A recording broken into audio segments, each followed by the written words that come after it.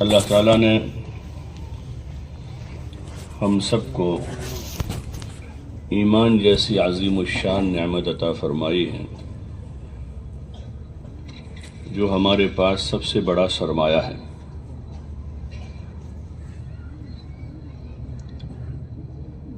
لوگ اپنے اپنے سرمایے کی حفاظت کرتے ہیں۔ کسی کا سرمایہ مال دولت ہے، کسی کا زمین جاگیر ہے، کسی کے پاس سونا چاندی ہے،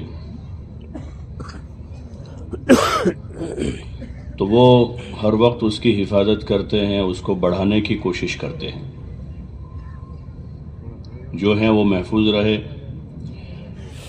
اور زیادہ اس میں اضافہ کرے۔ زمین ہے تو اور بڑھ جاوے، مال ہے تو اور اس میں ترقی ہو جاوے۔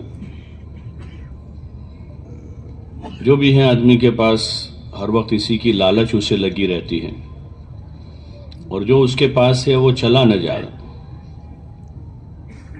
80 سال کی عمر ہو گئی وہاں تک بھی وہ چھوڑنا نہیں چاہتا،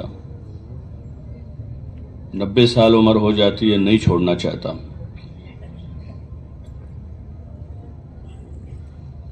ہمارا جو سرمایہ ہے وہ اصل ایمان ہے، جس ایمان کی بنیاد پر دنیا آخرت دونوں جہان میں نجات ہے، کامیابی ہے، عزت ہے، راحت ہے،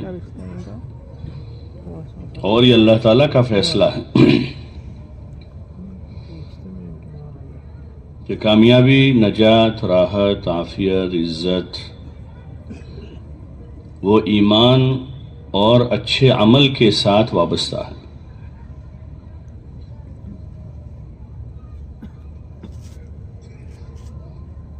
جہاں ایمان اور عمل ہوگا وہاں یہ ساری چیزیں اپنے آپ آ جائے گی، ساری چیزیں وہاں آ کر جمع ہو جائے گی۔ جیسے مقناطیس ہوتا ہے، مقناطیس لوئی چمبک ہوتا ہے،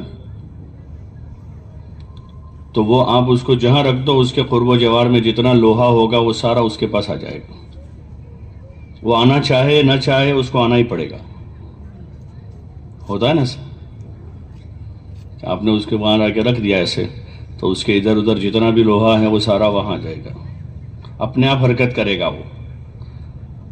وہ اس کو بلاوے نہ بلاوے، اس کو لینے جاوے نہ جاوے، وہ اپنے آپ آ جاتا ہے۔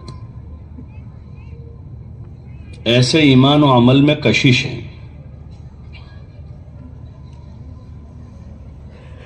ایمان میں، عمل میں وہ کشش ہے کہ کامیابی اس کے ساتھ آ جائے گی۔ حضور علیہ السلام کی بعثت سے پہلے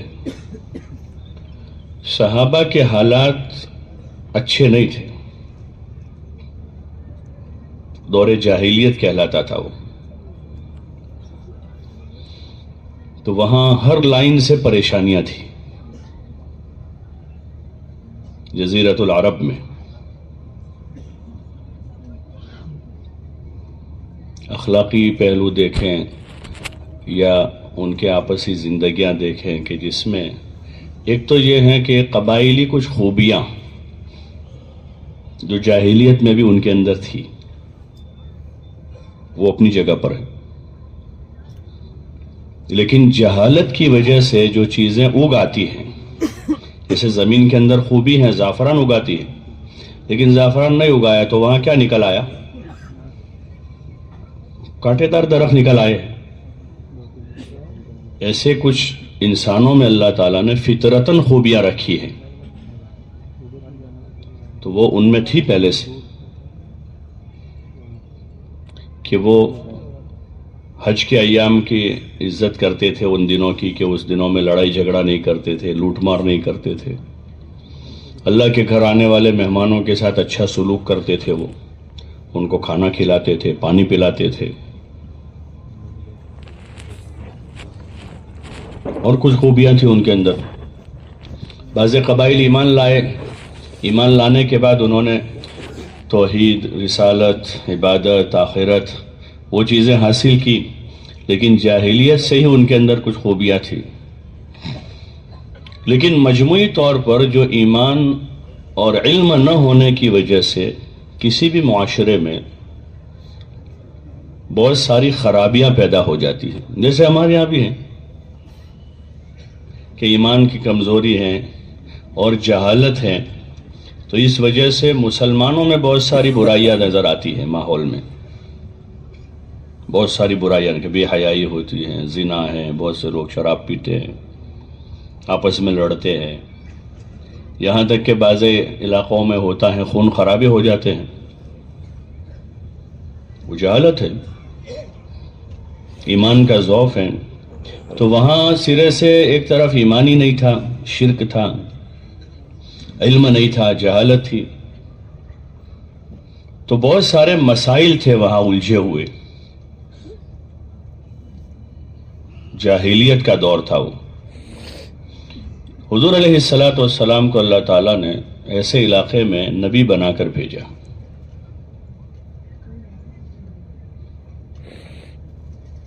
تو آپ علیہ السلام نے ان کو ایمان کی طرف بلایا، قولوا لا الہ الا اللہ تفلحوا۔ پہلے تو آپ صلی اللہ علیہ وسلم خاموشی سے دعوت دیتے رہے، پھر جب آپ کو حکم ہوا ایھا المدثر قم فانذر وربک فکبر، کھڑے ہو جائیے اور لوگوں کو ڈرائیے، انجام سے آگاہ کیجیے۔ انذار کہتے ہیں انجام سے آگاہ کرنے کو، کہ انجام کیا ہوگا، اس انجام کی خبر دیجیے، انجام سے آگاہ کیجیے۔ تو آپ صلی اللہ علیہ وسلم نے صفا پہاڑی پر، ان کے وہاں معمول تھا، جیسے ہمارے ہاں بعض معمول کوئی خبر ایسی ہو جو مسجد کے مائک سے اعلان کرتے ہیں، کوئی کسی کا انتقال ہو گیا ہے خبر دیتے ہیں، یا آج کل اور ذرائع ہو گئے دوسرے بھی، سوشل ذرائع ہیں جس سے خبر آتی ہے لوگوں کو، کوئی ایک دیکھتا ہے دوسرا آپ نے کچھ دیکھا، خبر ہے کوئی۔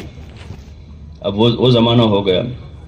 پہلے لوگ محلے میں منادی کرتا تھا، کوئی آدمی آتا تھا مائک لے کے، یا رکشے کے ذریعے سے لوگ کہلواتے تھے، کوئی خبر ہوتی تھی، ہوتا نا رکشے والا گھومتا تھا، تو ان کے عرف میں تھا کوئی ایسی خبر ہوتی تھی تو پہاڑی پر چڑھ جاتا کوئی آدمی اور اوپر سے خبر کرتا، آواز زور سے دیتا تھا۔ مسجد کا مینارہ بھی جو مدن پہ وہ اذان کے لیے بنتا تھا، اوپر جا کے مسجد کے باہر مینارہ ہوتا تھا کہ اوپر چڑھ کے اذان دیتے تھے مینارے پر سے، تاکہ سب لوگ سنیں، آواز دور تک جاوے۔ تو حضور صلی اللہ علیہ وسلم نے صفا پر سے مختلف قبائل کو آواز دی، ان کو جمع کیا، وہ نیچے آ گئے پہاڑی کے، اور آپ صلی اللہ علیہ وسلم چونکہ مکہ میں معروف آدمی تھے کہ آپ صادق الامین ہیں، سچے ہیں، امانت دار ہیں، تو آپ نے اپنی اس سچائی والی صفت کی ان سے تصدیق لی کہ میں آپ کی نظر میں کیسا آدمی ہوں۔ اگر میں آپ کو خبر دوں کہ پہاڑ کے پیچھے سے ایک حملہ آور دشمن آپ کے پیچھے آ رہا ہے، حملہ کر رہا ہے، تو آپ میری بات مانو گے؟ تو سب نے کہا کیوں نہیں مانیں گے، آپ تو سچے آدمی ہیں، ضرور مانیں گے ہم۔ تو آگے سے تصدیق کی کہ میں خبر دینے والا ہوں، آگے آپ مانو گے تب میں آپ کو بتاؤں۔ تو بولے ہاں ضرور مانیں گے۔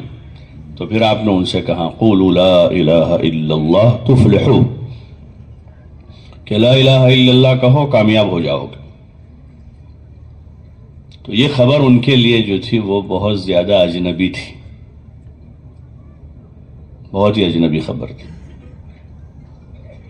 ان کے کانوں سے اس قسم کی بات مانوس نہیں تھی بالکل، ایک دم سے ان کو کہ یہ کیا کہہ رہے ہیں۔ تو وہ جو ابھی تھوڑی دیر پہلے کہہ رہے تھے کہ آپ سچے ہیں، امانت دار ہیں، ہم آپ کی بات کو مانیں گے، وہ انہوں نے ہی آپ کو جھٹلا دیا فوراً اور برا بھلا کہنے لگے۔ بلکہ آپ کے ایک چچا تھے وہاں ابو لہب، جن کی مذمت میں وہ آیت نازل ہوئی پھر سورہ لہب کی، تبت یدا ابی لہب وتب۔ تو ابو لہب نے حضور صلی اللہ علیہ وسلم کو سخت برا بھلا کہا، بہت سخت، بہت نازیبا کلمات کہے آپ کی شان میں۔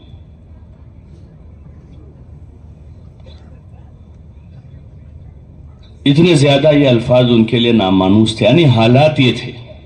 اصل جو بات عرض کرنا چاہ رہا ہوں کہ یہ حالات تھے لوگوں میں، جہالت ہے یہ۔ جب جہالت ہوتی ہے تو صحیح چیز دکھتی ہے، جیسے اندھیرے میں دکھتا ہے کچھ، صاف ستھری چیز بھی نہیں دکھتی اندھیرے میں، صاف لکھا ہوا نہیں پڑھ سکتا آدمی، ارے بھائی پڑھو نا، ارے بھائی کیسے پڑھو، ارے اتنا صاف لکھا ہوا ہے، اندھیرا ہے بھائی کیسے پڑھوں گا میں، کتنا بھی صاف ہو اندھیرے میں دکھتا نہیں، کھانا نہیں دکھتا اندھیرے میں، کھانے والے کو چاول رکھا ہے کہ سالن روٹی ہے، دکھتا ہے کچھ؟ جہالت ایسی ہوتی ہے، جب جہالت ہوتی ہے کچھ دکھتا نہیں، اندھیرا ہے جہالت کا، تو وہ جاہلیت تھی وہاں، تو جہالت تھا اس سے اوپر کا تھا، جہالت صفت بن گئی تھی، اس کو جاہلیت کہتے ہیں، کہ زمانے کی صفت بنی ہوئی ہے کہ دور جاہلیت ہے، کہ ہر آدمی بہت گنے چونے لوگ ہوں گے اس وقت وہاں، ورقہ ابن نوفل وغیرہ، جو کچھ آسمانی کتاب کا علم ان کے پاس تھا۔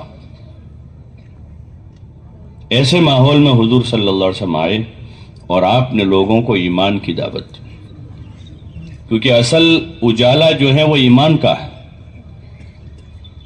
ایمان کا نور، جو اصل نور ہے، ایمان کا نور،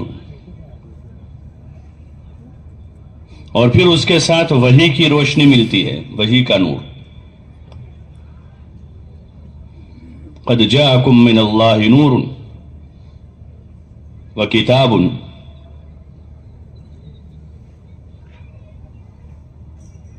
کہ وہ روشنی ملتی ہے پھر اس کے ساتھ، تو پھر نظر آتا ہے، اب پتہ چلتا ہے کیا ہے۔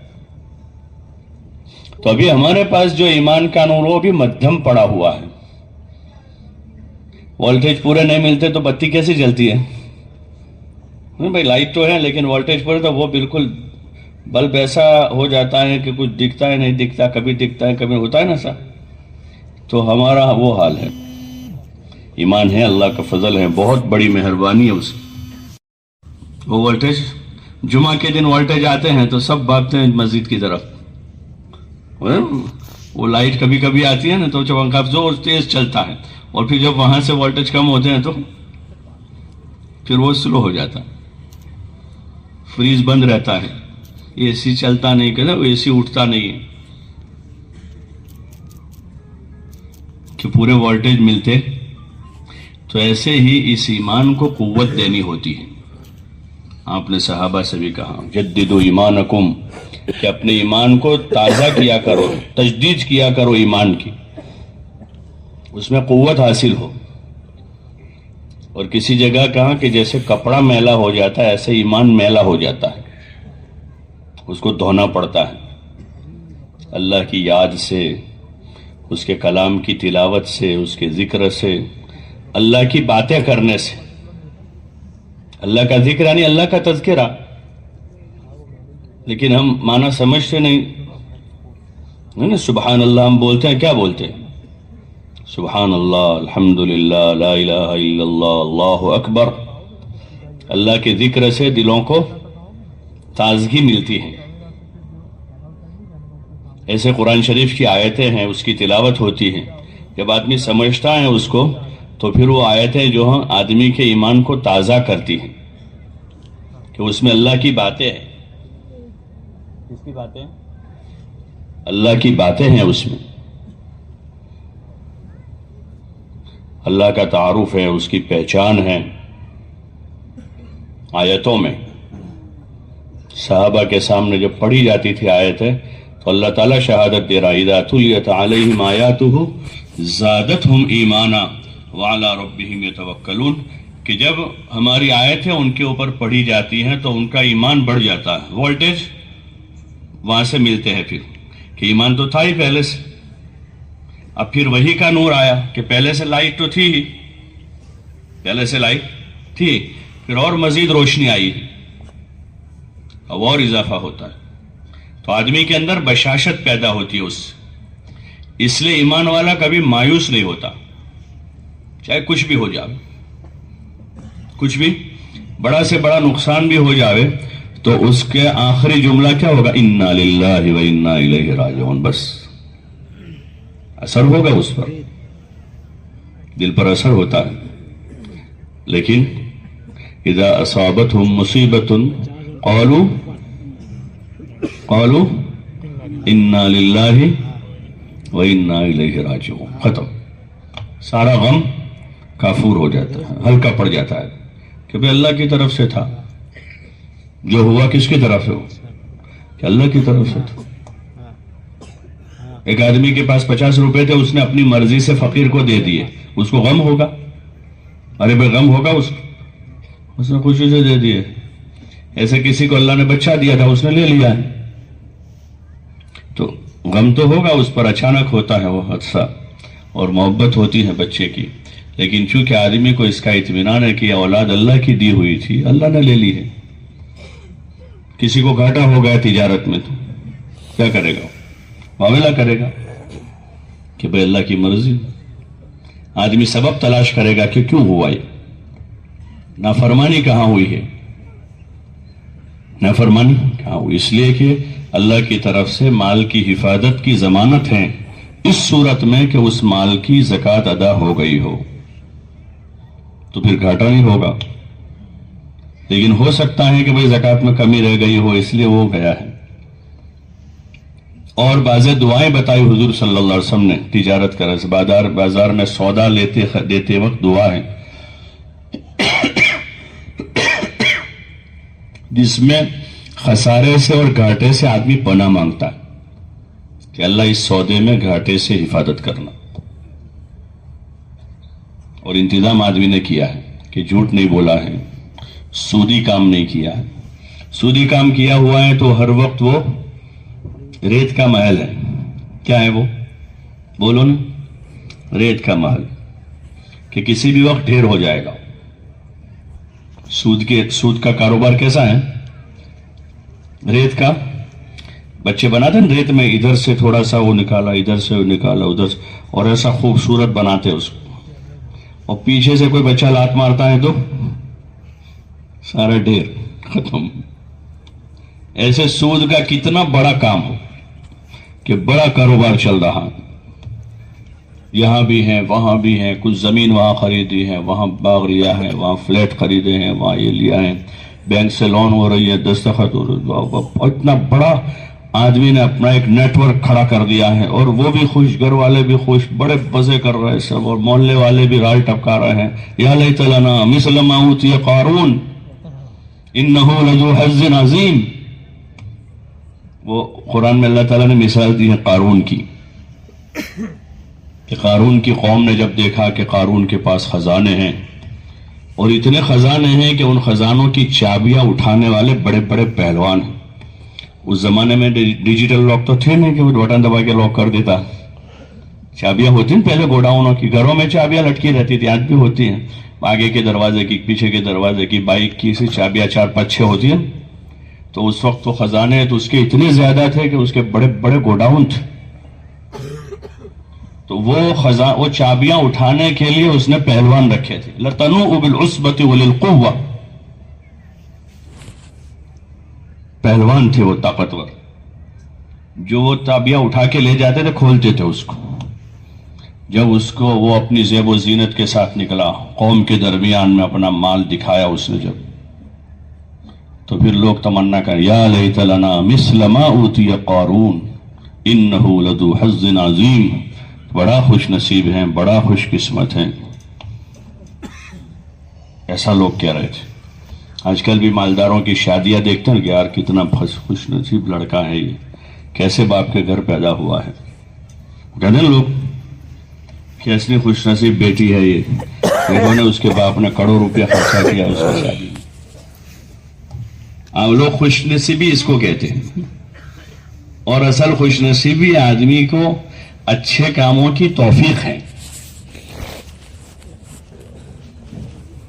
تو ان کے زمانے کے جو اچھے لوگ تھے نا، اس وقت بھی، ہر زمانے میں ہوتے، ہمارے زمانے میں بھی ہیں. کہتے ہیں وہ نیک لوگ، علم والے لوگ سمجھاتے ہیں، علم والے سمجھاتے ہیں اپنے بیانات میں، اپنی باتوں میں کہتے ہیں کہ بھائی ایمان، اعمال، اخلاق، حلال کمائی اور اس قسم کی چیزوں سے جو گناہ کے کام ہیں، جھوٹ ہیں، سود ہیں اور نافرمانیاں ہیں، کہ اس سے باز آ جاؤ، یہ چیزیں اچھی نہیں ہیں.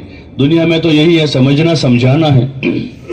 نبیوں کو بھی اللہ تعالیٰ نے یہ کہا لست علیہم بمسیطر کہ تم کو داروغہ بنا کے نہیں بھیجا ہے، نذیر و بشیر و نذیر بنا کے بھیجا ہے.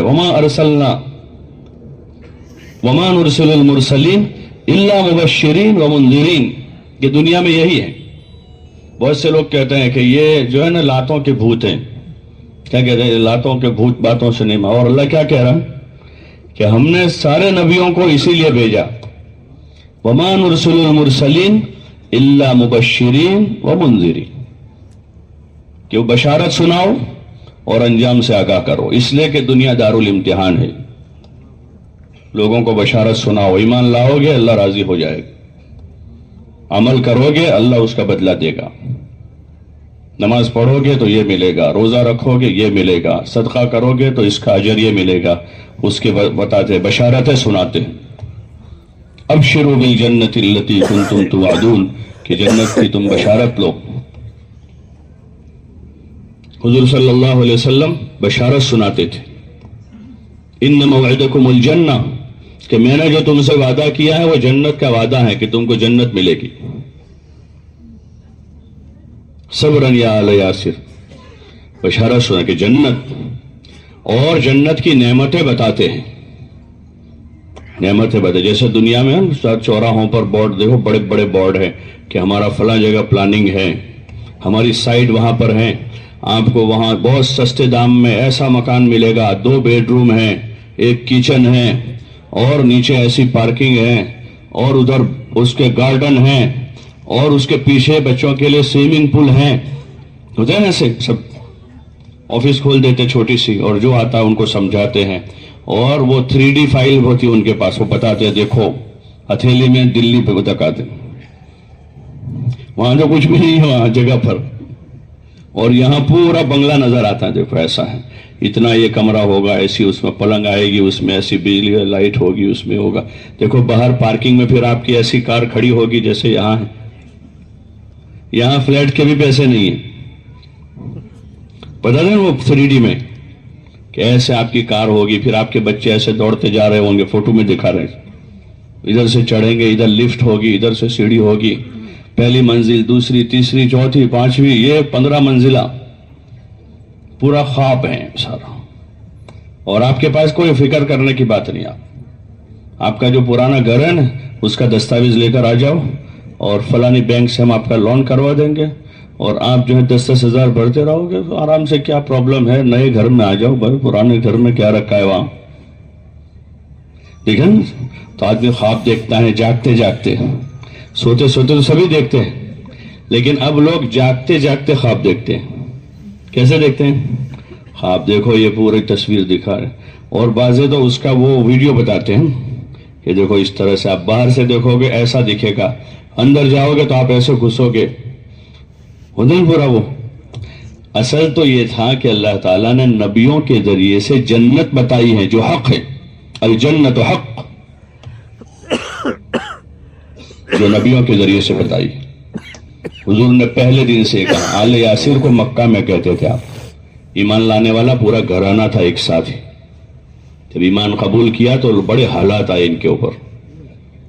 لوگوں نے ان کو بہت ستایا، بہت ایذا پہنچائی ان کو. آل یاسر، آپ وہاں سے گزرتے تھے تو آپ ان کے حالات دیکھ کر آپ کو بہت پریشانی ہوتی تھی، تو آپ ان کو کہتے تھے صبرن یا آل یاسر، کہ آل یاسر صبر کر. ان موعدکم الجنہ، میں نے جو تم کو وعدہ کیا ہے وہ جنت کا ہے. جو اصل بات ہے کہ ایمان لاؤ گے، اچھے اچھے کام کرو گے. ان الذین آمنوا وعملوا الصالحات کانت لہم جنات الفردوس نزلا خالدین فیہا لا یبغون عنہا حولا، کہ وہ ہمیشہ کی جنت، ہمیشہ ہمیشہ کی جنت. وہاں سے کوئی واپس نہیں آئے گا، کوئی نکالا نہیں جائے گا وہاں سے. قبضہ دوسرے کو دیا نہیں جائے گا، وہ اس کی ملکیت ہوگی. یہاں تو کچھ ہمارا نہیں ہے. عربی میں مجازی کہتے ہیں اس کو. یہ مجازی ملکیت ہے، حقیقی نہیں ہے. یہ جو ملکیتیں ہماری ہیں نا، ابھی زمین کی ملکیت ہیں، فلیٹ کی ملکیت ہے، دکان کی ملکیت ہے، یہ تو سب کا وارث اللہ ہے. وَلِلَّهِ مِيرَاثُ السَّمَاوَاتِ وَالْأَرْضِ، کہ سب اس کا ہے. مجازی قبضے ہیں سب کے، یہ ملکیت حقیقی اور اصلی نہیں کسی کی بھی. اس لیے جب آدمی نظام میں آتا ہے تبھی سے اس کی ملکیت، اس کے قبضے سے، اس کی ملکیت سے وہ چیزیں نکلنا شروع ہوتی ہیں. اسی لیے فقہا نے مسائل لکھے، جب آدمی نظام میں آتا ہے، نظام میں آ گیا تو اب اس کا خرچ کرنا معتبر نہیں ہوتا. اب وہ کہے کہ سارا مسجد کو دے دو، مدرسے کچھ نہیں جائے گا، کیونکہ اب تو وارثوں کا حصہ اندر ہونا شروع ہو گیا ہے. وارثوں کا حصہ داخل ہو رہا ہے اندر. یہ نظام میں ہے، نظام ہے. ملکیت ٹرانسفر ہو رہی اپنے آپ. کیا ہو جاتی ہے؟ کاغذات اور دستاویز میں چاہے لکھے نہ لکھے وہ، لیکن اپنے آپ ٹرانسفر ہو جاتی ہے. جیسے اب اس کی آنکھیں بند ہو گئی، ختم ہو گئی، قصہ پورا ہو گیا کہ یہ ملکیت ٹرانسفر ہو گئی، کہ بیوی کا اتنا حصہ ہے، ایک لڑکے کا اتنا ہے، لڑکی کا اتنا ہے. للذکر مثل حظ الانثیین ہو گیا. وہ کہے کہ نہ کہے، کچھ بولے کہ نہ بولے، کیونکہ اس کا تھا نہیں. مجازی طور پر اللہ نے اس کو مالک بنایا تھا، اور اس کے بعد اس کے دوسرے مالک تیار تھے. باقی جو حقیقی ملکیت آدمی کی ہوگی کہاں ہوگی؟ کہاں پر ہوگی؟ جنت میں ہوگی. تو حضور علیہ الصلوۃ والسلام نے ایمان کا یہ فائدہ بتایا کہ جو ایمان لائے گا، اور ایمان لانے کے بعد پھر آگے کی بات کہی کہ اچھے کام کرے گا، نماز پڑھے گا، رمضان کے مہینے میں روزے رکھے گا، اور صاحب مال ہے تو اپنے مال کی زکوٰۃ ادا کرے گا خوش دلی سے، اور صاحب مال ہے زندگی میں ایک مرتبہ اپنا حج فرض ادا کرے گا وہ، اور دیگر جو حقوق اس کے ذمے کیے ہیں اچھے اچھے کام کے متعلق، کہ ماں باپ کے ساتھ بھلا سلوک کرے گا، بیوی بچوں کے ساتھ اچھا سلوک کرے گا، رشتہ داروں کے ساتھ صلہ رحمی کرے گا. یہ اچھے اچھے کام ہیں سارے جو جنت کی طرف لے جانے والے کام ہیں.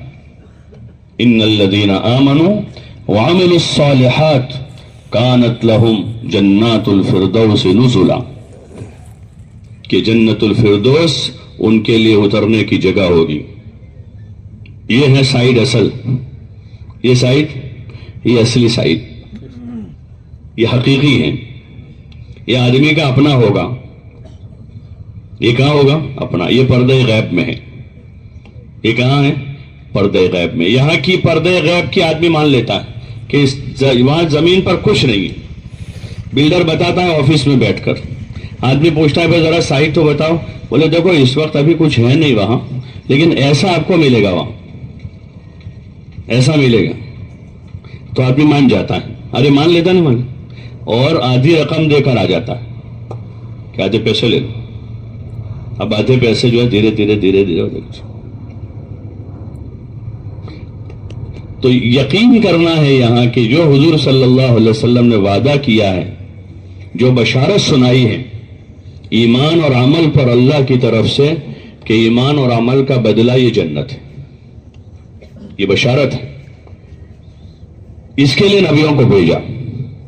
وَمَا نُرْسِلُ الْمُرْسَلِينَ إِلَّا مُبَشِّرِينَ وَمُنذِرِينَ، کہ بشارت سنانے والا، یہ بشارت سنائی ہے.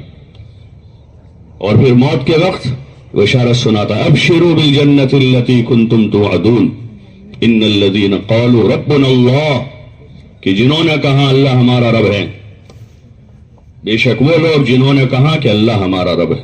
کون ہمارا رب ہے؟ کہ اللہ ہمارا رب ہے. اور رب کے معنی بھی جانتا ہے کہ رب یعنی کیا. اگر رب کے معنی جانتا ہو ایک رب ماننے والا تو کبھی پریشان نہیں ہوگا. رب اس کو کہتے ہیں جو ہر چھوٹی بڑی ضرورت کو پوری کرنے والا ہے. بھائی بند کر دو اس کو. ہر چھوٹی بڑی ضرورت پوری کرنے والا، جس لائن کی جو ضرورت جب پیش آئے گی اس کے پاس اس کا انتظام ہے. جس وقت کی جو ضرورت ہے، آدمی کا صبح کے کھانے کی ضرورت ہے، اللہ نے اس کا نظام کیا. شام کے کھانے کا اس نے انتظام کیا. بچہ پیدا ہونے والا ہے، اس کا انتظام اس نے کیا ہے. سب کے لیے کیا ہے اس. ما من دابۃ فی الارض الا علی اللہ رزقھا، کہ زمین پر چلنے والا کوئی جاندار ایسا نہیں ہے کہ جس کی روزی کی ذمہ داری اللہ نے نہ لی ہو، سب کی ذمہ داری لی ہے اس نے. تو کہ ان الذین قالوا ربنا اللہ، کہ اللہ ہمارا رب ہے. بات ختم ہو گئی کہ اللہ ہمارا رب ہے. کون ہمارا رب؟ کون کھلائے گا؟ وہی کھلائے گا. بیمار ہوں گے تو کون شفا دے گا؟ اب آدمی ادھر ادھر نہیں جائے گا. ہاں طریقے سے جو سنت شریعت کی روشنی میں جو علاج ہے جس طرح اس طرح کرے گا. سیدھی پٹری سے جائے گا، وہ الٹے راستے پر نہیں چڑھے گا، یقین خراب نہیں کرے گا، سیدھا سیدھا جائے گا. بیماریوں سے بچنے کی اچھا انتظام کرے گا دونوں طرح کی. جسمانی اعتبار سے بیماریاں ہیں، کیوں ہیں؟ کہ حضور صلی اللہ علیہ وسلم کی بہت سی حدیثوں میں ہے کہ آدمی کی بیماری کی جڑ معدہ ہے. کیا ہے؟ معدہ ہے. ادھر جسمانی سسٹم کا کنٹرول یہاں سے ہے اور روحانی سسٹم کا کنٹرول کہاں سے ہے؟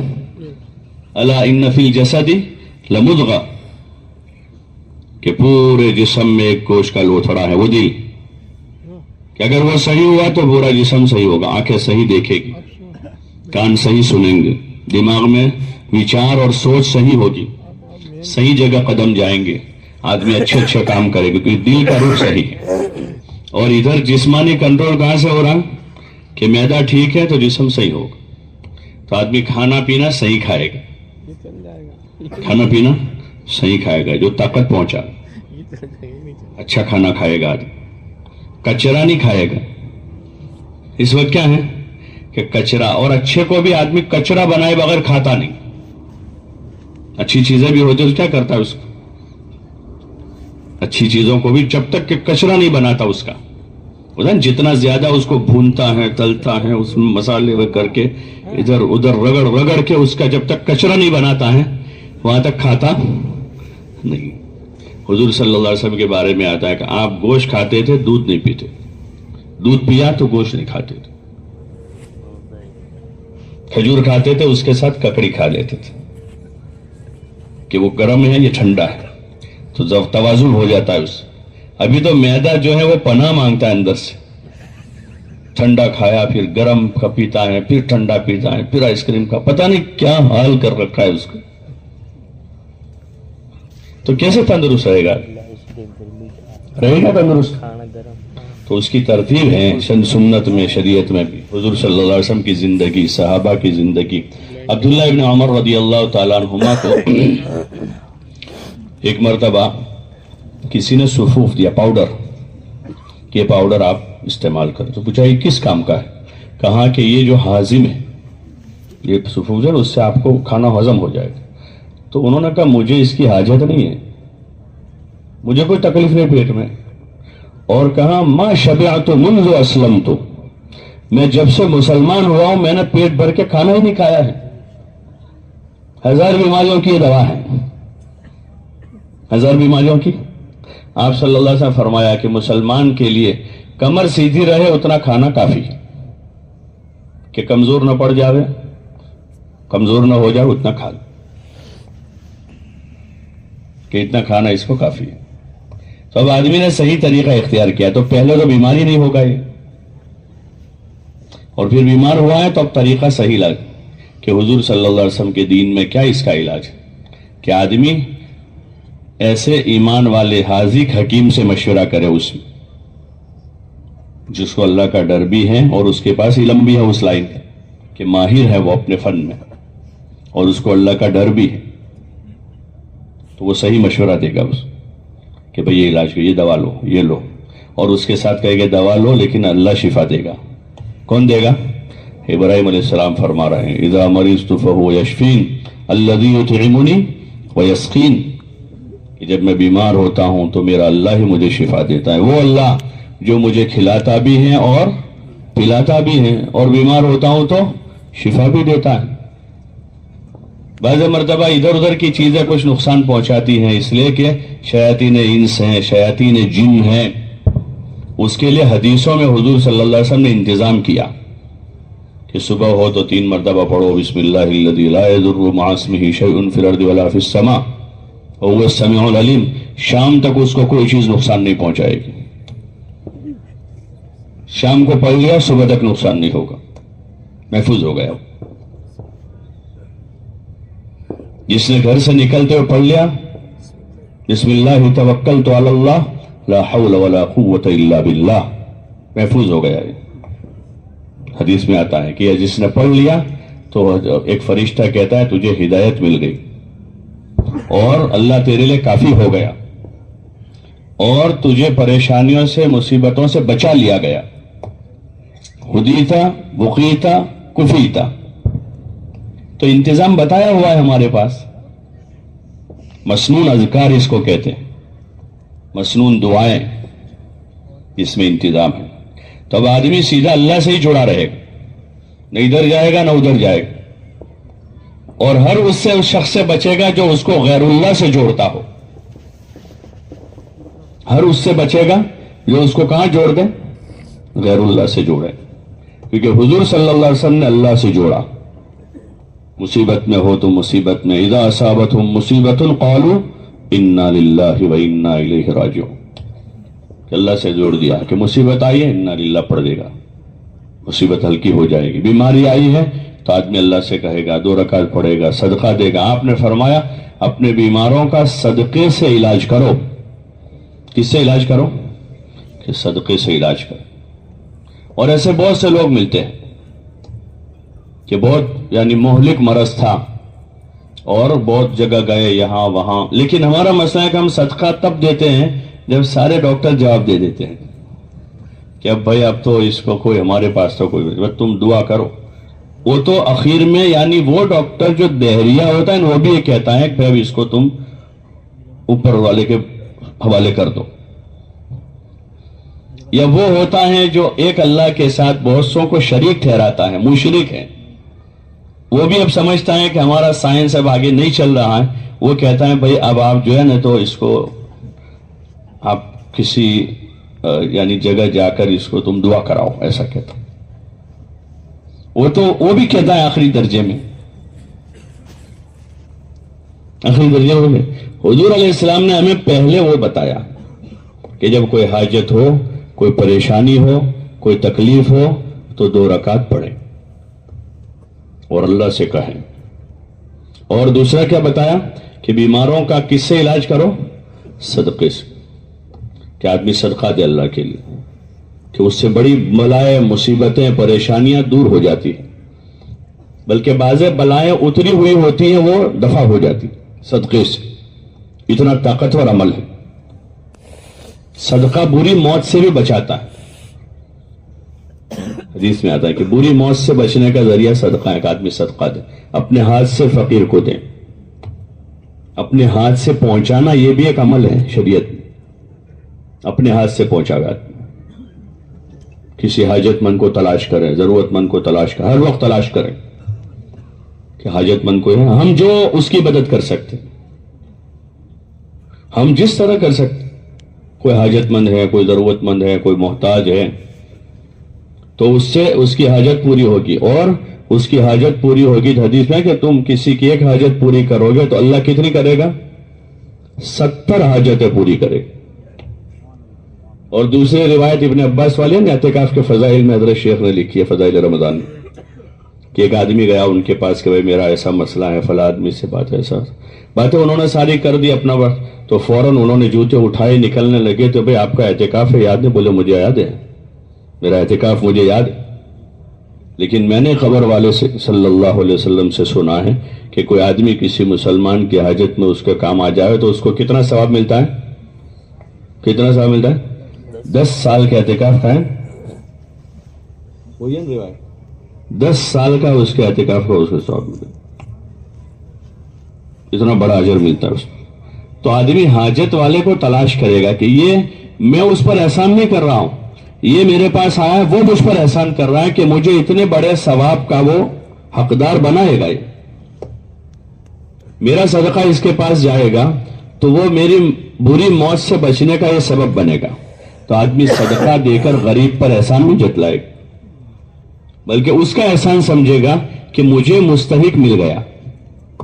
جیسے تاجر گاہک تلاش کرتا ہے ताजिर ग्राहक है कि कोई माल बिकता नहीं है और अचानक कोई आदमी ग्राहक आ जावे तो उसी का कि एक माल बिकता ही नहीं था, 2 साल से पड़ा था, और कोई अचानक आ गया रात में 10 बजे के भाई साहब देना है, अरे हाँ भाई आइए बैठिए तशरीफ रखें, और दिल में खुश होता है, भाई देखो चलो भाई आ गया कोई, घर वालों को कहता है कि जरा दुआ करना, आ गया है आदमी, सबको कहता है भाई आदमी मिल गया है, खुश हो जाता है कि भाई मेरा न निकलने वाला माल ये ले जाएगा, कोई नहीं ले जा रहा था, देख आदमी आ गया, ये जमीन पड़ी हुई थी कई सालों से, कोई नहीं लेता था इसको, लेकिन एक आदमी मिल गया है।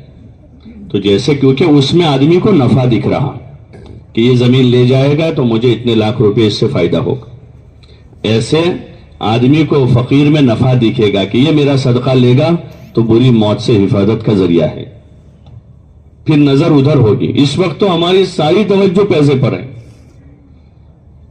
इसलिए वो जहां से आता है वहां खुशी होती है, चाहे वो सूद का आवे झूठ का आवे, कहीं से आता है तो खुशी होती, खटका भी होता है बाज़ मरतबा, लेकिन वो खुशी इतनी गालिब होती है कि वो खटका मगलूब हो जाता है। आदमी को, बहुत से ईमानदार आदमी होता है, उसको खटका होता है कि यार ये बराबर पैसा नहीं आ रहा, लेकिन वो पैसा हासिल करने की खुशी गालिब आ जाती है तो आदमी बावजूद इस खटके के भी ले लेता है। ऐसे जब ये फजाइल सामने होंगे, जन्नत सामने है और नेमतें हैं, जो नेमतें नबियों ने बताई हैं और हुजूर सल्लल्लाहु अलैहि वसल्लम ने बताई और बशारत सुनाई, तो मरने वाले को भी यहां बशारत सुनाई जा रही है कि जिसने ईमान ला, जो अल्लाह पर ईमान लाया, क़ालू रब्बुनल्लाह सुम्मा इस्तक़ामू, और अपने ईमान पर जम गए, ततनज़्ज़लु अलैहिमुल मलाइका, कि मौत के वक्त उनके पास फरिश्ते आते हैं। ये कोई फर्जी बात नहीं है, ये कोई फर्जी बात, कोई कहानी नहीं है, ये हकीकत है, ये अल्लाह की आयत है। ततनज़्ज़लु अलैहिमुल मलाइका, और वो आकर कर अल्ला तख़ाफू वला तहज़नू, कि आगे की किसी चीज का खौफ मत करो और पीछे छूटने वाली चीजों का कोई गम न करो, कि बीवी जा रही हाथ से, बच्चे आपके हाथ से निकल रहे, आपकी इतनी जायदाद जा रही है आपके हाथ से और मौत आ रही है, कोई गम न करो इसका। वअबशिरू बिल जन्नति अल्लती कुंतुम, तो वही बात है फिर आगे, बिल जन्नति अल्लती कुंतुम तुअदून, कि बशारत लो इस जन्नत की जिसका हमने तुमको वादा किया। आपने कहा ना अले यासिर को, इन्ना मौइदकुमुल जन्ना, कि हमारा तुमसे वादा क्या है कि ये तुम्हारी कुर्बानियों पर, तुम्हारे मुजाहिदों पर, तुम्हारे ईमान पर, तुम्हारे अच्छे अच्छे कामों पर अल्लाह तुमको जन्नत देगा। तो ये बशारतें सुनाने के लिए अंबिया अलैहिमुस्सलाम को भेजा अल्लाह कि जाकर बशारतें सुनावे, फिर वो बशारतें सुनकर अंदर दाइया पैदा होगा कि अब हर हाल में अल्लाह के हुक्म पर जमना है, अपने ईमान पर साबित कदम रहना है।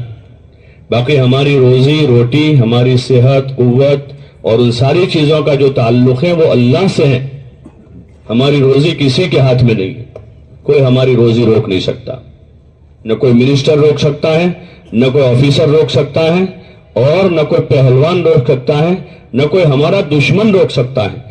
अगर दुश्मनों के हाथ में होता तो हम तो कब के मर गए होते,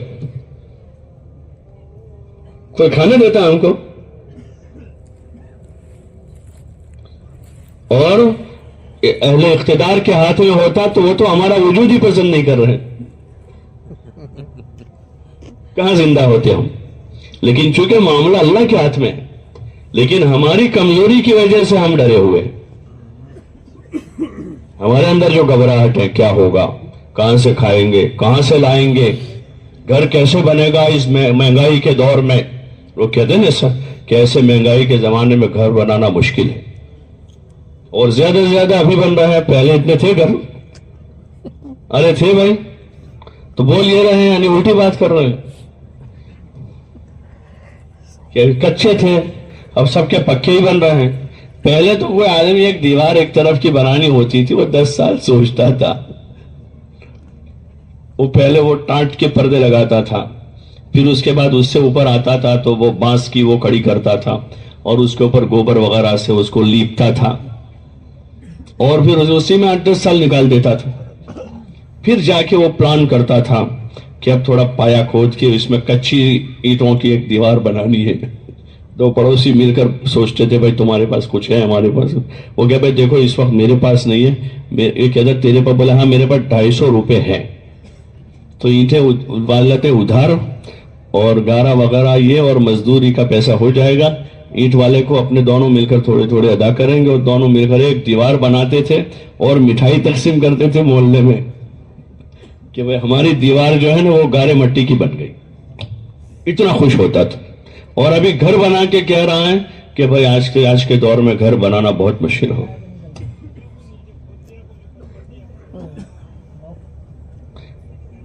تو ساری ذمہ داری کس نے لے رکھی ہے؟ ما من دابۃ فی الارض الا علی اللہ رزقها, کہ اللہ کے ذمہ ہے. وہ تو جو بچے آ گئے وہ بھی اللہ کے ذمہ ہے.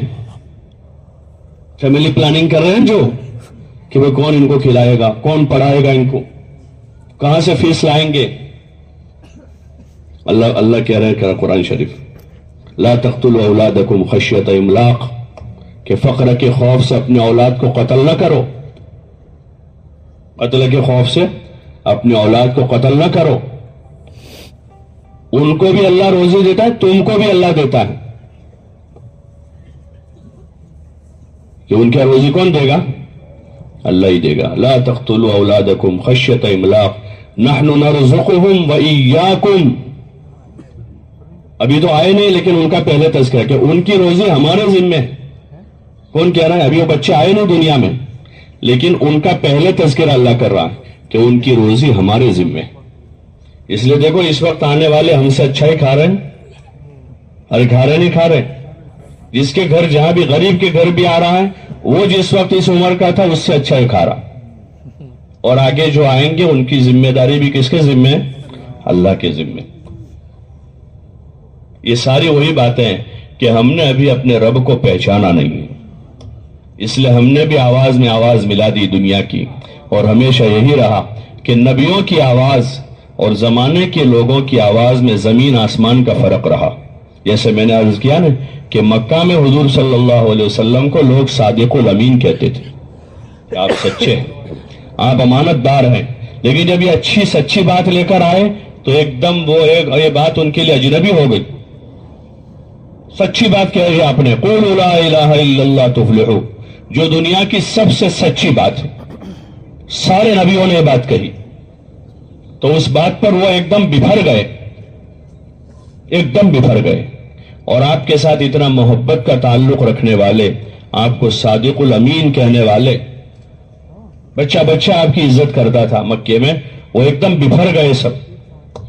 اور بعد میں کسی ایک موقع پر وہ کہہ رہے ہیں اجعل الآلہۃ الہا واحدا ان ھذا لشیء عجاب, کہ سارے معبودوں کو ملا کر ہم ایک کر دیں. کیسی عجیب بات کرتے ہیں کہ یہ سب سے تو ہوتا نہیں ہے. 360 ہم نے بنا رکھے ہیں یہاں, ان سب سے تو مسئلے حل نہیں ہو رہے ہیں. اور یہ کہہ رہے ہیں کہ ایک اللہ کی عبادت کرو. تو ہر زمانے میں رہا. اور آپ جیسا معزز مکرم انسان اور کون ہو سکتا ہے؟ آپ کو جھٹلایا گیا تو میں اور آپ کون ہیں؟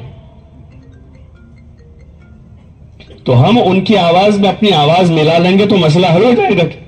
بہت سے لوگ کیا کہتے ہیں اصل میں مصلیحت ہے, کیا کر رہے ہیں ابھی زمانہ ہی ایسا ہے. بچے بھی ایسا کہتے تھے, بیوی بھی یہ کہہ رہی تھی, بھائی بہن میں بھی ہے, تو میں کیا کروں اب. تو وہ تو پہلے دن سے تھا. اپنی ذاتی اور طبعی چیزوں میں ہم سب کی مخالفتوں کے باوجود اپنی طبیعت پر جمے ہوئے. جہاں تک ہماری ذاتی بات کا مسئلہ ہے اور ہماری عادتوں کا مسئلہ ہے, بیوی مخالف ہے ہماری, بچے مخالف ہیں, اسی مخالفت کرتے کرتے کرتے آدمی بوڑھا ہو جاتا ہے لیکن اپنی عادتیں نہیں چھوڑتا. لیکن جب دین کا مسئلہ آتا ہے تو آدمی کہتا ہے اصل میں کیا کرے, بچے نہیں مانتے تھے, بیوی بھی ایسا. پھر میں نے میری ماں سے کہا, اس نے کہا بیٹا آپ کیا کرو گے, تم کر دو نا, کیا کرو گے, لے لو نا لون. تو پھر میں نے بھی کیا کروں, اب میں مجبور ہوں. یہ مجبوری نہیں ہے, یہ یقین کی کمزوری ہے. یہ یقین کی کمزوری آدمی کی, آدمی جم جائے گا, سختی نہیں کرے گا, ان لڑائی نہیں کرے گا, لیکن آدمی اپنے اس معاملے میں کسی ملامت کرنے والے کی ملامت کی پرواہ نہیں کرے گا. اپنے دین پر جمع رہے گا, وہ 5 وقت کا نمازی رہے گا, وہ اپنے مال کی وہ زکوٰۃ ادا کرے گا، وہ حلال راستے سے کمائے گا، چاہے کم ملے گا، اس لیے کہ آدمی کے ذمے اپنی بیوی بچوں کو وہ نفقہ دینا ضروری ہے جو خود کھاتا ہو. خود بھی دال روٹی کھا لے گا، ان کو بھی کھلا دے. خود بھی سادہ کپڑے پہن لے گا، ان کو بھی پہنا دے. خود بھی کرائے کے گھر میں رہ لے گا، ان کو بھی اس میں رکھ لے گا. جو اپنے گھر والے ہیں وہ بھی کرایہ دار ہیں، وہ کرایہ دار سے زیادہ ان کو بھرنے رہتے ہیں. سب ادھر میں بجلی کا بل 6,000 آ رہا ہے، اور وہ پانی کا اتنا ہے، اور روڈ کا اتنا ہے، اور اس کا اتنا ہے، اور وہ ویرے سارے آتے ہیں لکھ کر گجراتی میں. وہ سال کا حساب کرے تو بہت سارے کرایہ داروں کا کرایہ کم ہوتا ہے، بنگلے والے کو زیادہ بھرنے کے ہوتے. تو آدمی پھر لوگوں کی ملامت کی پرواہ نہیں کرے گا. اللہ کے حکم، میرا رب اللہ ہے، اس اللہ کا میں نے کلمہ پڑھا ہے، اس نے مجھے پیدا کیا ہے، اس اللہ کی میں فرما برداری کروں گا. ثم استقاموا، کہ آدمی جم گیا ہے، بیوی مقابلے میں آئی، کبھی بچے مقابلے میں آئے ہیں، کبھی خاندان مقابلے میں آیا ہے، کبھی قوم مقابلے پر ہیں. نبیوں کے واقعات میں یہ ساری چیزیں ہیں. لوط علیہ السلام کے وہاں بیوی مقابلے پر تھی، نوح علیہ السلام کا بیٹا مقابلے پر تھا، شعیب علیہ السلام کی قوم مقابلے پر تھی، نوح علیہ السلام کی قوم مقابلے پر آئی، حضور صلی اللہ علیہ وسلم کی قوم مقابلے پر آئی.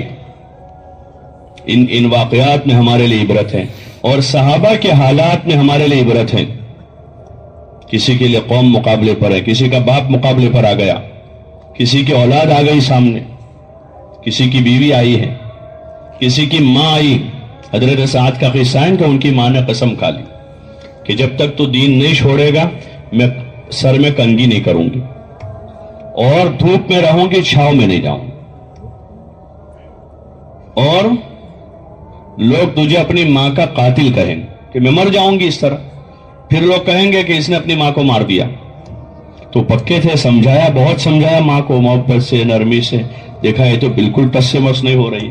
تب ان کو بڑی محبت سے کہہ دیا کہ دیکھو اماں، اگر اس معاملے میں تیرے جیسی 1000 مائیں قربان ہو جائے تو میں تیار ہوں، باقی میں اپنا دین نہیں چھوڑ سکتا. حضرت عمر نے اپنے ساتھی کو، جو ہجرت کر کے 3 گئے تھے نا، حضرت عمر اور عیاش ابن ربیعہ تھے، وہ جب وہاں گئے راستے میں پھر وہ آئے اور انہوں نے کہا کہ بھائی تیری ماں نے قسم کھائی ہے.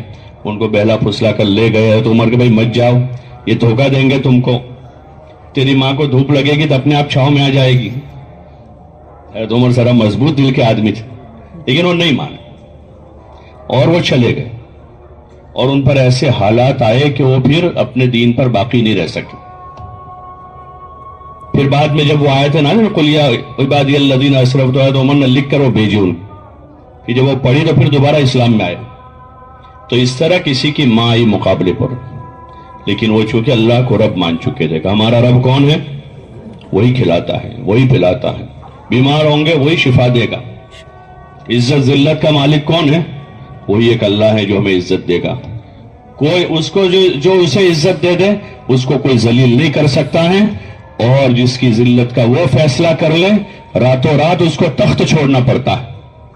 اس کے لیے اس ملک میں 1 انچ زمین نہیں رہتی باقی کے بو رہا رہے، کیونکہ اوپر سے اس کی ذلت کا فیصلہ ہو چکا ہے.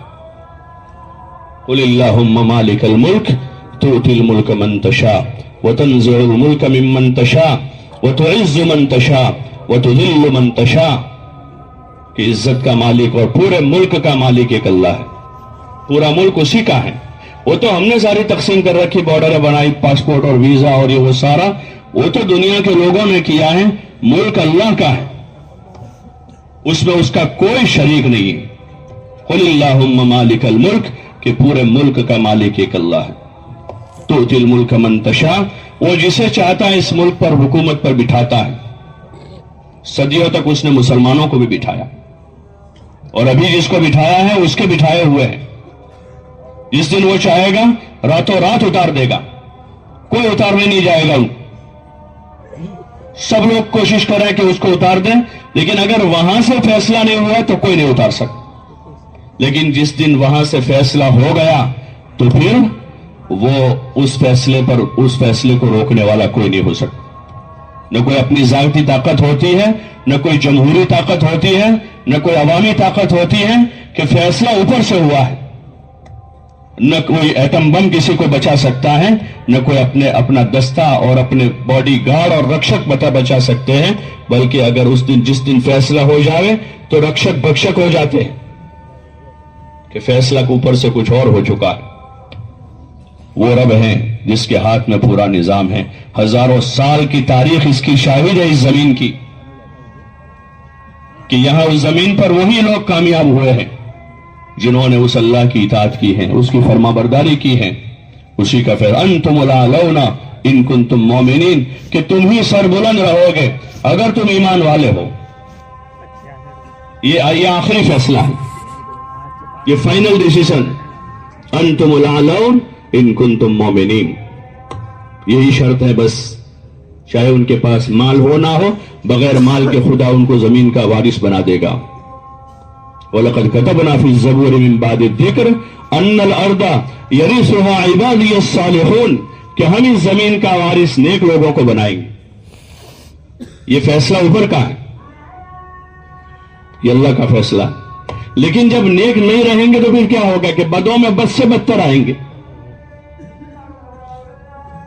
اس لیے نبیوں نے آ کر اس کی محنت کی، اور جب اس محنت کے نتیجے میں ایک مجموعہ تیار ہو جاتا تھا تو پھر اوپر سے مدد آتی تھی، بڑی بڑی سلطنتیں گر جاتی تھی۔ قیصر کی صدیوں پرانی سلطنت، پرشین امپائر اور رومن امپائر، قیصر اور کسرا، وہ سب ڈھیر ہو گئے صحابہ کے سامنے۔ وہ اس طرح آ گئے کہ جیسے غلام آقا کے سامنے آتے ہیں۔ ان کے پاس حکومت تھی، ان کے پاس طاقت تھی، ان کے پاس قوت اور اکثریت تھی، اور یہاں یہ دنیا میں مشہور تھے کہ جزیرۃ العرب کے بدو ہے، ان کے پاس کوئی تہذیب نہیں ہے، ان کے پاس کوئی علم نہیں ہے، ان کے پاس کچھ نہیں ہے۔ اس لیے جب وہ جاتے تھے تو سمجھتے تھے کہ یہ بھوکے ہوئے اس لیے آئے ہیں، تو بعضے کہتے تھے کہ ہم تمہارے کھانے پینے کا انتظام کر دیتے ہیں، تم واپس چلے جاؤ۔ تو کہتے تھے کہ ہم تمہارے پاس راشن لینے نہیں آئے ہیں۔ جس کے پاس ایمان ہے وہ کسی کے راشن کا محتاج ہوگا؟ وہ کسی اللہ کے غیر کے پاس ہاتھ پھیلائے گا؟ وہ کہ ہم تمہارے پاس راشن لینے نے، ان اللہ ابتعثنا، اللہ نے ہمیں بھیجا ہے، لنخرج العباد من عبادت العباد الى عبادت رب العباد، کہ ہم لوگوں کو لوگوں کی غلامی سے نکال کر ایک اللہ کی غلامی میں داخل کرنے کے لیے آئے۔ یہ ہمارا مقصد ہے۔ ہماری بھوک کا مالک ہمارا اللہ ہے، اس نے ہماری روزی کی ذمہ داری لی ہے، باقی ہم تمہارے پاس اس کے بھیجے ہوئے آئے ہیں۔ من ضیق الدنیا الی ساعتہا، جن کے پاس پہننے کے کپڑے پورے نہیں ہیں، اعلیٰ معیار کی سواریاں نہیں ہیں، وہ اسے کہہ رہے ہیں کہ ہم تم کو دنیا کی تنگیوں سے نکال کر دنیا کی وسعت میں لانے کے لیے۔ ان کو کہہ رہے ہیں کہ جن کے پاس سواریاں ہیں، جن کے پاس بڑے بڑے محل ہیں، اور جن کے پاس سونا چاندی کے ڈھیر لگے ہوئے ہیں، ان کو یہ کہہ رہے ہیں کہ ہم تم کو ان تنگیوں سے نکالنے آئے ہیں، جن کی طرف ہم ابھی للچائی ہوئی نظروں سے دیکھ رہے ہیں کہ ان کے پاس مکانات ہیں، ان کے پاس محل ہیں، اور ان کے پاس سواریاں ہیں، اور ان کے پاس گاڑیاں ہیں۔ اللہ تعالیٰ ایک جگہ کہہ رہا ہے کہ اگر ہم کو اہل ایمان کے ایمان کا خطرہ نہ ہوتا تو ہم ان کے گھروں کی چھتوں کو سونے کی بنا دیتے، اتنا ہم ان کو دیتے، اس لیے کہ سارا ملا کر بھی وہ جو ہے مچھر کا پر نہیں ہے، اس کو ہم دیکھ رہے ہیں سارا۔ وہ اصل اندر کی طاقت ہے کہ جس نے اس کو رب مانا ہے، اب اس کو یہاں کسی کی پرواہ نہیں ہے۔ ہاں، وہ اس اللہ کی غلامی میں متواضع بن کر چلے گا، وہ کسی سے ڈر کر سر نہیں جھکائے گا۔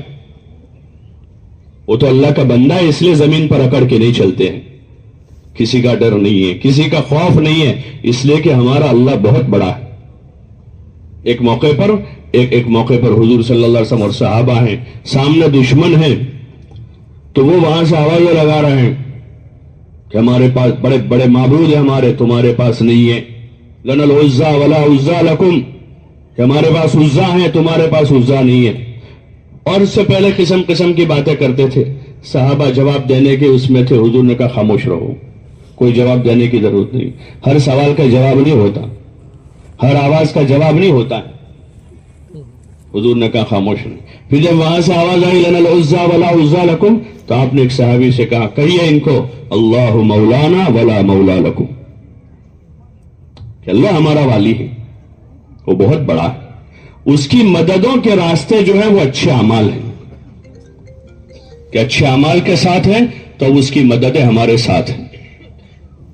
مال پیسوں کے ساتھ اس کی مدد نہیں ہے کہ مال پیسہ ہے، فسق و فجور ہے، مدد نہیں آئے گی، بلکہ اور زیادہ فساد آئے گا، عذاب آئے گا، پکڑ آئے گی اللہ کی ایمان والوں پر کہ ان کو اللہ نے نعمتیں دی ہیں اور اس میں وہ اللہ کی نافرمانی کر رہے ہیں، تو پکڑ جلدی آئے گی.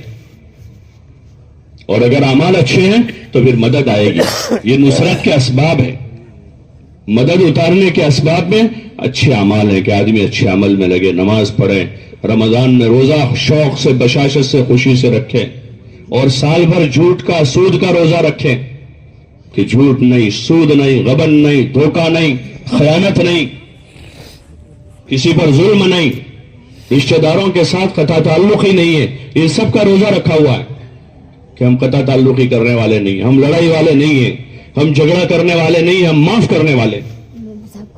کہ سال بھر آدمی اس طرح سے مخلوق کے ساتھ ہے اور اللہ کے ساتھ اس کی عبادت اطاعت کے ساتھ ہے، تو پھر اللہ کی مددوں کے دہانے کھلیں گے، اس کی نصرت ساتھ ہوگی، پھر اس نصرت کے ساتھ دنیا میں زندگی ہوگی.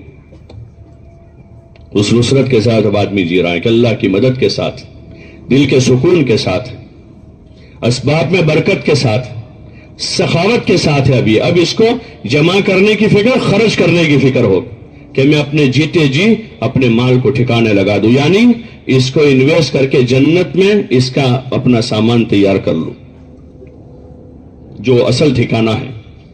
پھر آدمی لگائے گا غریبوں پر، یتیموں پر، اللہ کے دین کے تقاضوں پر. جتنے تقاضے اللہ نے بتائے ہیں یہ تقاضے مال لگانے کے. پھر رشتہ داروں کو آدمی دے گا، ماں باپ کی خدمت کرے گا اپنے مال سے اور اپنی جان سے خدمت کرے گا، بجائے آدمی لایانی میں، ایران توران میں، غفلت کے اڈوں پر اپنا وقت ضائع کرنے کے ماں باپ کے قدموں میں بیٹھے گا. بچوں کو وقت دے گا آدمی، بجائے ایران توران میں وہاں آدمی اپنا مال لگانے کے، اپنی چاہتوں پر لگانے کے، وہ اپنے بھائی بہنوں کی، اپنے رشتہ داروں کی ضرورتوں کو دیکھے گا کہ بھائی بہنوں میں کوئی ضرورت مند ہے، کوئی محتاج ہے، کوئی مسکین ہے، محلے میں کوئی ضرورت مند ہے، مجھے اللہ نے دیا ہے کہ ان کی ضرورتوں پر آدمی اور دل کھول کے لگائے گا. اور آدمی آخرت اس امید پر لگائے گا کہ میرا یہ صدقہ میری بری موت کی حفاظت کا ذریعہ بنے گا، میں اس کو لقمہ کھلا رہا ہوں، قیامت میں خدا مجھے کھلائے گا. احسان نہیں جتائے گا آدمی. پھر دے کر آدمی اس کا بورڈ نہیں چھپوائے گا، بلکہ اس طرح دے گا کہ داہنے ہاتھ سے دیا ہے، بائیں ہاتھ کو پتہ نہیں. ماں کو دیا ہے تو ابا کو پتہ نہیں، ابا کو دیا ہے تو اماں کو نہیں کہا کہ میں نے ان کو 100 روپے دیے. بہن کو دیا ہے تو آدمی بیوی کو نہیں بتائے گا، اور بیوی کے رشتہ داروں پر خرچ کیا ہے تو یہاں ماں کو نہیں بتائے گا. اس طرح خاموشی سے آدمی دے گا. اپنے دوست کی مدد کی ہے، دوسرے دوستوں کو نہیں کہے گا کہ میں نے اس کو دیے، بلکہ خاموشی سے دے گا آدمی. ضرور یہ سمجھے گا کہ اس مال میں ان کا حق ہے، اصل ان کا میرے پاس آیا ہے، اللہ نے مجھے دیا ہے، مجھے ذریعہ بنا رہا ہے کہ یہ حاجت مند لوگوں تک میں پہنچاؤں. یہ اللہ نے مجھے ذریعہ بنایا اور اس کے بدلے میں اللہ مجھے یہ دے گا کہ مال میں برکت دے گا، دنیا میں بری موت سے حفاظت کا سبب ہوگا، جنت میں داخلے کا سبب ہوگا، مصیبتیں بلائیں اس کے ذریعے سے ٹل جائے گی، بیماریوں سے خدا محفوظ رکھے گا.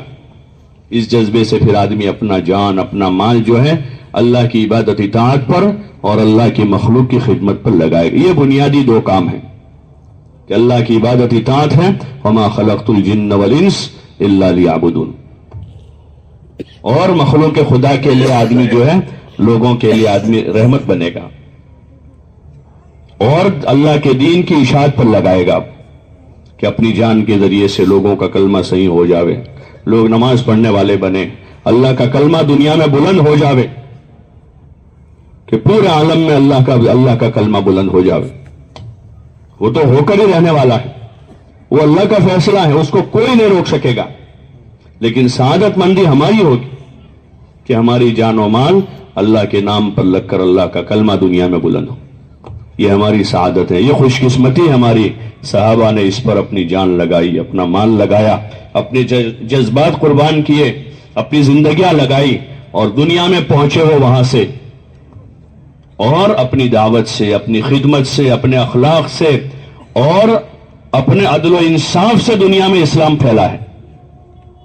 دنیا میں جو اسلام پھیلا ہے، ہندوستان میں بھی جو اسلام آیا ہے پہلی صدی میں، ہمارے گجرات کے ساحل پر جو آئے صحابہ اور ادھر کیرلا میں جو آئے ہیں، تو وہ ان کی زندگی دیکھ کر یہاں کے لوگوں نے اسلام قبول کیا۔ محمد بن قاسم تو ابھی بعد میں آ رہے ہیں، اس سے پہلے اسلام آ چکا تھا یہاں، وہ سندھ میں آئے، ان کی زندگی دیکھی انہوں نے، ان کے اخلاق دیکھے، ان کے عادات اطوار دیکھے کہ یہ صاف ستھری زندگی۔ اسی طرح دنیا کے اکثر ملکوں میں اسلامی تاریخ دیکھیں گے کہ اکثر ملکوں میں جو ہے بغیر جنگ کے اسلام پھیلا ہے۔ صحابہ کی زندگی دیکھی کہ یہ زندگی، یہ کیسے مطمئن لوگ ہیں، دن میں مخلوق خدا کی خدمت کرتے ہیں، رات میں کھڑے ہو کر اللہ کی عبادت کرتے ہیں۔ بڑے بڑے بادشاہوں نے اپنے جاسوس بھیجے ان کے علاقوں میں کہ دیکھو ان کو کیا کرتے ہیں، بولے دن میں یعنی بڑے سکون کے ساتھ رہتے ہیں، ایک دوسروں کی خدمت کرتے ہیں، اور رات میں رات کے راہب ہیں، اللہ کے سامنے کھڑے ہو کر عبادت کرتے ہیں، اور ان کے بڑے اور چھوٹے ایک ساتھ رہتے ہیں۔ جب یہ دیکھا انہوں نے، بھائی یہ کوئی الگ لوگ ہیں، ہم ان کا مقابلہ نہیں کر سکتے۔ وہ قریب ہوئے ان سے، آپس میں بات چیت ہوئی، دعوت دی ان کو۔ اکثریت وہ ہیں جنہوں نے اسلام قبول کیا۔ تو اس لیے وہ ایک مبارک زندگی ہے جو ہمارے پاس امانت ہے، یہ پوری انسانیت کی امانت ہے، یہ پوری انسانیت کی امانت ہے، ایمان، اعمال، اخلاق اور ایک پاکیزہ زندگی جو پوری انسانیت کی امانت ہمارے پاس، اس کو لے کر اس نیت کے ساتھ کہ پورے عالم میں کیسے پھیلے، یہ امانت ہمارے پاس جو ہے، لوگوں کی امانت ہے، ہم ان تک کیسے پہنچا دیں۔ یہ پاکیزہ زندگی، یہ پرسکون زندگی، یہ عافیت اور راحت والی زندگی، یہ ہمارے پاس امانت ہے۔ ہم اس کو سیکھتے ہوئے، اس پر عمل کرتے ہوئے، ہم اس کو لے کر پھریں دنیا میں۔ اگر ہم اس کو سیکھتے ہوئے، سکھاتے ہوئے، عمل کرتے ہوئے اس کو لے کر ہم چلیں گے پھریں گے تو اپنے آپ اس میں کشش ہے، جیسے مقناطیس میں کشش ہے۔ جب یہ زندگی لوگ دیکھیں گے قریب آئیں گے، پوچھیں گے کوئی یہ کیا ہے، یہ کیا کرتے ہیں آپ اس طرح ایک ساتھ بیٹھ کر کھاتے ہیں، ایک ساتھ بیٹھ کر کھاتے ہیں، آپ کے جوان اپنے ماں باپ کی خدمت کرتے ہیں، یہ کشش ہے اس میں۔ آپ کا مالدار اپنے غریبوں پر اپنا مال خرچ کرتا ہے، یہ کشش کی چیز ہے۔ آپ کے لوگ اپنے بیماروں کی اس طرح خدمت کرتے ہیں، یہ کشش کی چیز ہے۔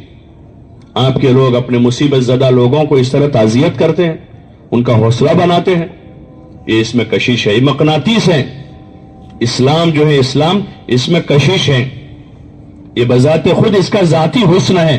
جیسے سورج اپنی روشنی لے کر آتا ہے، دنیا کے کونے کونے میں اجالا کر دیتا ہے، ایسے اسلام اپنی ایک روشنی لے کر آیا ہے، دنیا کے کونے کونے میں اس نے اجالا کیا۔ لیکن ابھی وہ مدھم پڑا، وہ ہماری وجہ سے ہوا کہ ہم نے وہ صحیح چیز کو پیش نہیں کیا۔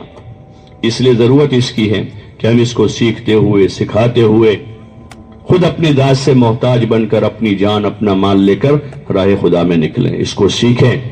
یہ پوری انسانیت کی امانت ہمارے پاس ایک پاکیزہ زندگی ہے جس میں اللہ کی عبادت ہے اور اللہ کی مخلوق کی خدمت ہے۔ پوری مخلوق، پوری انسانیت اور انسانیت کے ساتھ پوری مخلوق کی خدمت ہے جو ہمارے ذمے ہے۔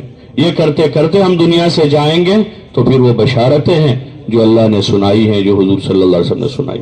اس لیے کہا جاتا ہے نکلنے کو، کہ نکلے اس کے لیے، اور اس اندھیرے میں سے اجالے میں آوے، جس اندھیرے میں بھی دکھ نہیں رہا ہے، ابھی تو ماں بھی نہیں دکھ رہی، ایسا اندھیرا ہے کہ ماں نہیں دکھ رہی ہے، باپ نہیں نظر آ رہا ہے، بیٹا اپنی دنیا میں مست ہے، ایسا اندھیرے میں ہے کہ بیمار ماں نظر نہیں آ رہی، بوڑھا باپ نظر نہیں آ رہا ہے، فقیر بھائی نظر نہیں آ رہا ہے، کنواری بہن نظر نہیں آ رہی ہے، کیونکہ اندھیرا چھایا ہوا ہے، پٹی پڑی ہوئی آنکھوں پر۔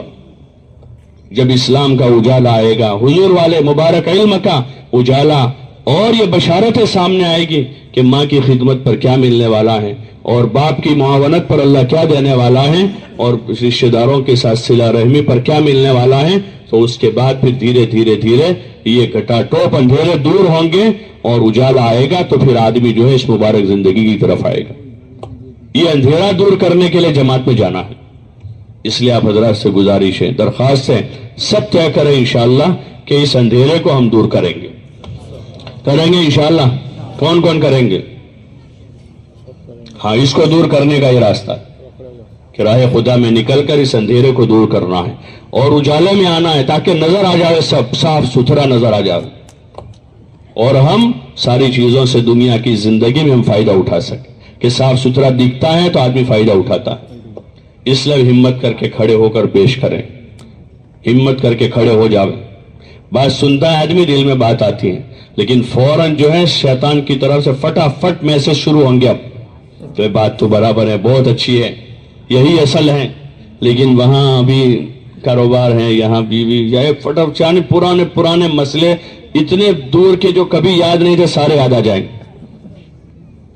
اور باوجود یہ کہ 2 سال کا اناج پڑا ہوگا اور 10 سال تک کھائے اتنا بیلنس پڑا ہوگا، پھر بھی یہ ہوگا بھائی کیا ہوگا کہ ہم چلے جائیں گے۔ تو شیطان یعدکم الفقر ویأمرکم بالفحشاء، فقر کا خوف دلائے گا اور گناہوں اور فواحش کی طرف لے جائے گا۔ اللہ یعدکم مغفرۃ وفضلا، اور اللہ مغفرت اور فضل کا وعدہ کرتا۔ اللہ کے وعدے پر لبیک کہیں۔ کس کے وعدے پر؟ ہاں، ورنہ شیطان قیامت میں ہاتھ اونچے کر دے گا۔ ہوتا ہے بڑے بھروسے کرتا ہے آدمی کہ بہت بڑا ویپاری ہے، پیسہ انویسٹ کیا ہے، بڑی بڑی باتیں کرتا ہے، اور پھر ایک دن آتا ہے آج ادر ہو گئے۔ تو شیطان وہی کرے گا کہ اللہ نے اس میں ذکر کیا کلام پاک میں کہ شیطان آج ادر کرے گا اور کہے گا لا تلومونی فلوموا انفسکم، ایک وعدہ اللہ کا تھا، ایک وعدہ میرا تھا، اللہ کا وعدہ سچا تھا، میں جھوٹا تھا، تم کو پتا تھا۔ وہ یہ کہے گا کہ تم کو پتا تھا کہ میں جھوٹا تھا، اللہ کا وعدہ سچا تھا، تو اللہ کا وعدہ کیوں نہیں مانا تم نے؟ لا تلومونی فلوموا انفسکم، کہ تم مجھے ملامت مت کرو، اپنے آپ کو ملامت کرو۔ تو اس لیے وہ ادھر کر دے گا اس لیے گزارش ہے، درخواست ہے کہ ہمت کر کے کھڑے ہو کر پیش کریں کہ انشاءاللہ اس مبارک زندگی کو سیکھنے سمجھنے کے لیے 4 مہینے کے لیے تیار۔ کھڑے ہو جاؤ، ہمت کر کے کھڑے ہو گا، ماشاءاللہ ماشاءاللہ ماشاءاللہ، کھڑے ہو جاؤ ہمت سے، دل میں بات آئی کھڑے ہو جاؤ، چاہے پہلے سے نیت تھی نہیں تھی، ارادہ تھا نہیں تھا، انتظام ہے نہیں ہے، اس وقت کھڑے ہوں، پہلے اپنے ارادے کا اظہار کریں، پھر اللہ کی طرف متوجہ ہو جاؤ، اپنی تدبیر شروع کریں۔ انشاءاللہ اللہ نے چاہا اللہ پاک راہیں کھولے گا، آسانیاں کرے گا، کچھ صدقہ دیں، دعا مانگیں، ماشاءاللہ اللہ مبارک فرماوے، اللہ قبول فرمائے، اور کھڑے ہو جائیں اور پیش کریں اور پیش کریں۔ چھٹی کا مسئلہ ہے، اس کے لیے آپ کوشش کر لیں آگے، اللہ حل کرے گا اس کو۔ اپنا ذاتی مسئلہ ہے، ایک مرتبہ کھڑے ہو کر اظہار کریں، کھڑے ہو جاؤ ہمت سے، ماشاءاللہ، اور پیش کرے اور پیش کر، ماشاءاللہ ماشاءاللہ۔ جتنا جلدی نکل کر اس کو سیکھیں گے اتنی زندگی جلدی آسان ہوگی، اور جتنا تاخیر کریں گے اتنی مشقت زیادہ اٹھائیں گے، جتنا جلدی کریں گے اتنی آسانی ہوگی۔ اور کھڑے ہو جائیں اور کھڑے ہو جائیں، بھائی بیٹھ جا، ابھی وہ جو 2-3 لڑکے جا رہے ہیں ان کو بٹھا دیں، یہ بھی ہمارا ایک کام ہے، جب تک تشکیل مکمل نہ ہو وہاں تک کوئی نہ اٹھے۔ آپ حضرات نے بہت سکون سے بیٹھ کر بات سنی ہے، اللہ آپ کو جزائے خیر دے۔ اب دل ہی دل میں اپنے آپ کو ٹٹولیں اور اندر ہی اندر اپنے آپ کو جھنجھوڑیں اور اپنے آپ کو کھڑا کریں، جو کھڑا ہوگا وہ چلے گا، بیٹھے بیٹھے نہیں چلتا آدمی۔ اس وقت اظہار کریں کھڑے ہو کر، ماشاءاللہ ماشاءاللہ، اور پیش کریں اور پیش کریں، چاہے پہلے سے ارادہ تھا یا نہیں تھا، ہمت کر کے ایک مرتبہ کھڑے ہو جائیں۔ جو کھڑا ہوتا ہے وہ چلتا ہے، بیٹھے بیٹھے نہیں چلتا آدمی، راستہ دکھے گا۔ ہاں، ابھی یہاں سے باہر بھی جانا ہو تو اٹھنا پڑتا ہے، پھر چلنا پڑتا ہے، یہاں سے دکھتا نہیں کچھ، گھر بھی آپ کا نہیں دکھتا، لیکن گھر جانے کے لیے بھی اٹھنا پڑے گا، چلنا پڑے گا۔ ایسے آدمی اٹھے گا، چلے گا، مانگے گا اللہ سے، تو پھر اوپر اللہ کی مدد سے آدمی چلتا ہے۔ ہاں، آدمی اپنے بس کا انتظام کرے، جتنے کا مکلف ہے وہ، جتنے کا مکلف ہے اتنا وہ کر گزرے، اللہ سے مدد طلب کرے تو پھر اللہ کی مدد سے آدمی چلے گا، ماشاءاللہ ماشاءاللہ۔ اور پیش کریں اور پیش کریں، دھیرے دھیرے کھڑے ہو رہے ہیں، بات تو سب کو دل میں اتری ہے، اب ہمت سے کھڑے ہو جاؤ، ماشاءاللہ ماشاءاللہ، اور پیش کریں اور پیش کریں، ہچکچاوے نہیں، گھبراوے نہیں۔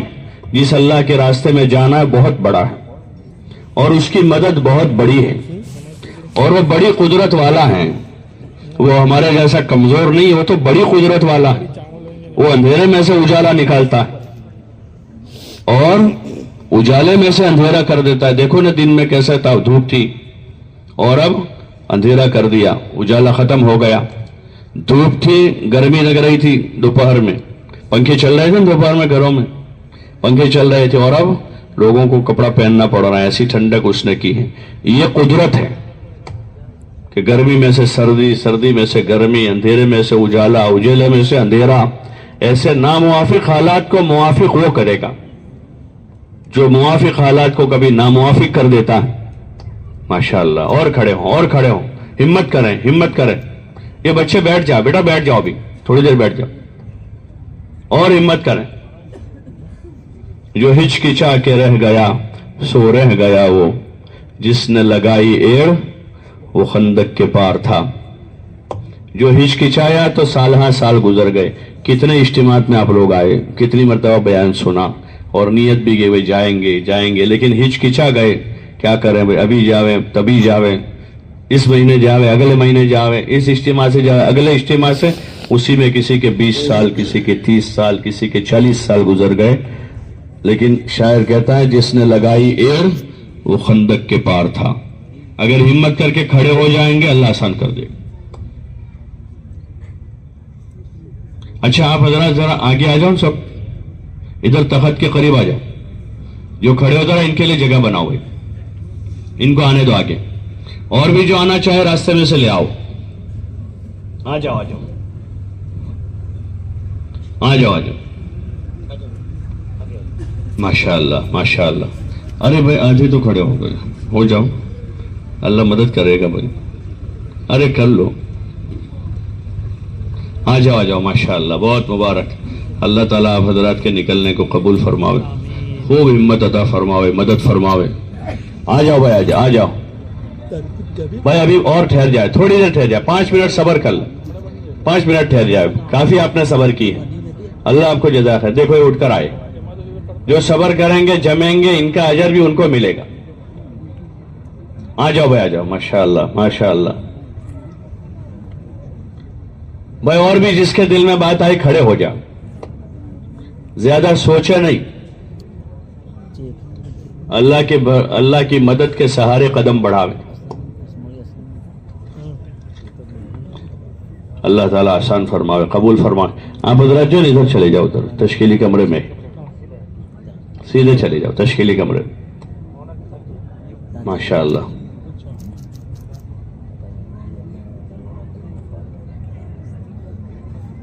ذرا تیز قدم چل رہے بھائی، ذرا تیز چل. ماشاء اللہ. اچھا بھائی آپ لوگ نیت تو کرو کہ انشاءاللہ ہمیں بھی لگانا ہے وقت. کون کون نیت کرتا؟ بس اسی نیت سے کھڑے ہو جاؤ. اس لیے کہ جو کھڑا ہوتا ہے وہ چلتا ہے، اور یہاں تو چلنا ہی چلنا ہے اور دور جانا ہے. بیٹھے بیٹھے جا سکے گا آدمی دور؟ ارے بیٹھے بیٹھے تو آدمی پانی نہیں پی سکتا، اس کے لیے بھی جانا پڑتا ہے. تو اتنا بڑا دین سیکھنے کے لیے بیٹھے بیٹھے ہو سکے گا؟ اٹھنا تو پڑے گا بھائی، قدم تو بڑھانا پڑے گا. بھائی ایک کام کرو نا، اپنے 2-4 منٹ ایک دوسروں سے تھوڑی بات کرو. جو میں نے بات کی اس کو دوہرا دو تھوڑی سی، 2-4 منٹ 5 منٹ میں، اور پھر اس میں سے ایک دوسروں کو تیار کرو. وہیں بیٹھے بیٹھے ہی ہلکے لگا دو. ہلکے بنا لو، ہلکے 4-4-5 کے ہلکے بنا لو. دیکھو کوئی اٹھ کر ادھر نہ جائے بھائی. اور ایک دوسروں کو تیار کرو. آپ میں سے بہت سے وہ ہیں جو دو بول کے انتظار میں ہیں کہ ذرا ان کو کوئی اس میں ہوگا کہ ذرا کندھے پر کوئی ہاتھ رکھ دے، اور کوئی وہ ہوگا جو خود اپنے دل پر ہاتھ رکھ دے. بھائی بیٹھ جاؤ بیٹھ جاؤ.